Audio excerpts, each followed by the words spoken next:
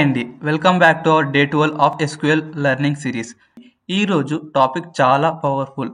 ఇది వచ్చేసి ఎస్క్యూఎల్లో sub queries అంటే సెలెక్ట్ లోపల ఇంకో సెలెక్ట్ అనేది యూజ్ చేస్తాం. ఇది రియల్ టైమ్ సినారియోస్లో చాలా యూజ్ అవుతుంది, especially when you need conditional logic based on other results. So let start the journey. So sub queries అంటే ఒక సెలెక్ట్ స్టేట్మెంట్ని వేరే select, insert, update, delete or where clause లోపల యూజ్ చేయడం. So sub queries always enclosed in parameters. ఇదైతే మర్చిపోకండి. So let's take a simple example like find employees who salary is greater than the average salary అనేది ఒక example అయితే తీసుకుందాము. So దీనికి వచ్చేసి ఒక క్వైరీ అయితే రాసి ట్రై చేద్దాం మేము. Select name comma salary from employees where condition అయితే యూజ్ చేస్తున్నాం ఇక్కడ. Salary greater than average salary.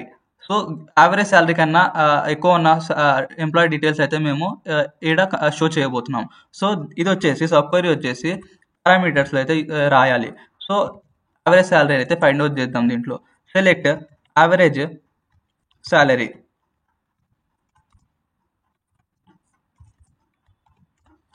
From employees table. ఇక్కడ ఫస్ట్ ఆఫ్ ఆల్ మేము ఈ క్వైరీని అయితే ఫస్ట్ ఆఫ్ ఆల్ అండర్స్టాండ్ చేద్దాం, దాని తర్వాత ఎగ్జిక్యూట్ చేద్దాం.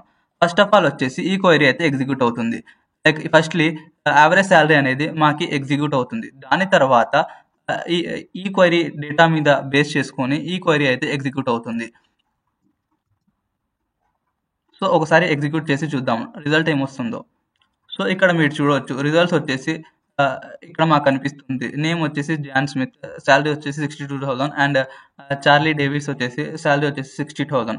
సో ఇన్నర్ క్వైరీ యావరేజ్ శాలరీని క్యాలిక్యులేట్ చేస్తుంది. ఇది వచ్చేసి యావరేజ్ శాలరీని అయితే క్యాలిక్యులేట్ చేస్తుంది. ఇకపోతే ఇది వచ్చేసి అవుటర్ క్వైరీ. అవుటర్ క్వైరీ వచ్చేసి ఆ యావరేజ్ శాలరీ కన్నా ఎక్కువ శాలరీ ఉన్న వాల్యూని ఫెచ్ చేస్తుంది. సో ఇలా అయితే ఈ క్వైరీ అయితే ఎగ్జిక్యూట్ అవుతుంది. ఇకపోతే నెక్స్ట్ ఎగ్జాంపుల్ ఒకసారి ట్రై చేద్దాం. Find department names where at least one employee earns more than 50,000. So ఈ క్వైరీ అయితే ఒకసారి ట్రై చేద్దాము. Select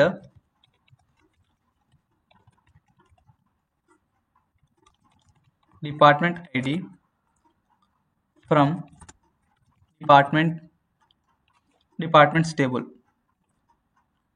wear department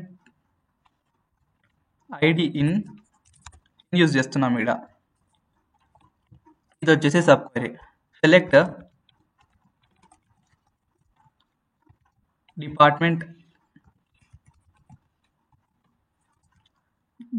ID from employees table where salary greater than 50,000. First of all ఇది వచ్చేసి సబ్ క్వైరీ. ఈ sub query అయితే first of all execute అవుతుంది. ఇక్కడ వచ్చేసి డిపార్ట్మెంట్ ఐడి అనేది ఎగ్జిక్యూట్ చేస్తుంది wear salary greater than 50,000. Employee department ID అనేది ఫెచ్ చేస్తుంది firstly wear employee salary is greater than 50. ఈ క్వైరీ ఎగ్జిక్యూట్ అయిన తర్వాత ఇన్నర్ క్వైరీ ఎగ్జిక్యూట్ అయిన తర్వాత అవుటర్ క్వైరీ అనేది ఎగ్జిక్యూట్ అవుతుంది ఈ డేటా పైన బేస్ చేసుకొని. సో ఒకసారి అయితే ఎగ్జిక్యూట్ చేసి చూద్దాము.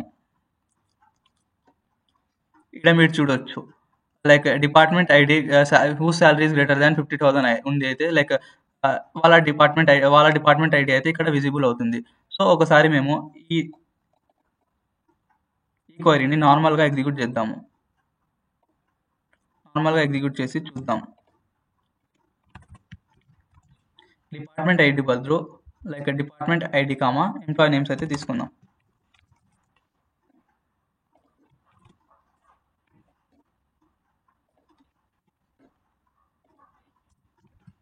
సో ఇక్కడ మీరు చూడొచ్చు డిపార్ట్మెంట్ ఐడి వచ్చేసి 101, 102, 102 నేమ్స్ వచ్చేసి జాన్ స్మిత్, బాబ్ బ్రౌన్. ఈ రెండు క్వైరీస్ని ఎగ్జిక్యూట్ చేసి రిజల్ట్ ఏమొస్తుందో చూద్దాం.